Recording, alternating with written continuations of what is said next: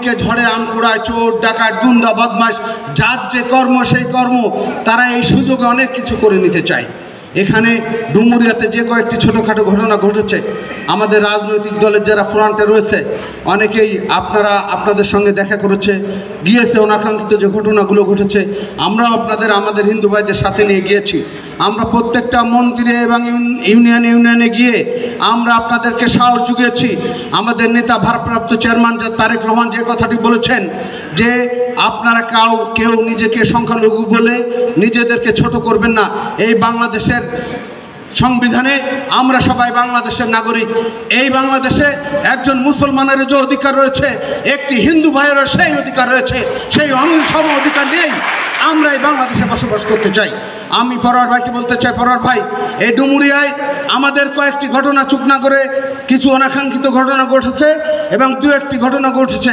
এটা কোনো রাজনৈতিক ঘটনা নয়। আমরা মনে করি এটা কিছু দুষ্কৃতকারী তাদের বিভিন্ন দিনের লোভ লালসা বা তাদের যে অন্যায় দাবি হয়তো কেউ কখনো পূরণ করেনি, সেই ক্ষোভ এবং ব্যক্তি আক্রোশেই তাদের উপর হামলা করেছে।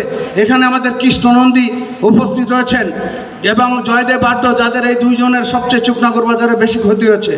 কৃষ্ণদা সেদিন একটি কথাই বলেছিল যে হ্যাঁ, এখানে কিছু লোক দুষ্কৃতিকারী অনেকেই আপনারা রয়েছেন। কৃষ্ণদা কিন্তু ব্যক্তিগতভাবে আমাদের অনেক ভালোবাসেন এবং আমাদের অনেক ক্ষেত্রে আমরা ডাকলে উনি আসেন।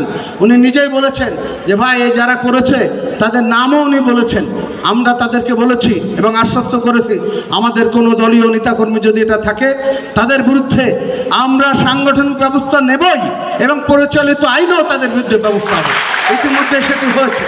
সর্বোপরি আপনারা আমাদেরকে সহযোগিতা করুন। আমাদের সুযোগ এসেছে আজকে দীর্ঘ 17 বছর যে জঞ্জাল পরিষ্কার করে একটু সুন্দর ঝকঝকে করতে গেলে একটু সময় লাগবে। তবে এই সময়ে আমরা আপনাদেরকে কাছে পেতে চাই। আমরা আপনাদের সহযোগিতা চাই। আপনারা সহযোগিতা করেন।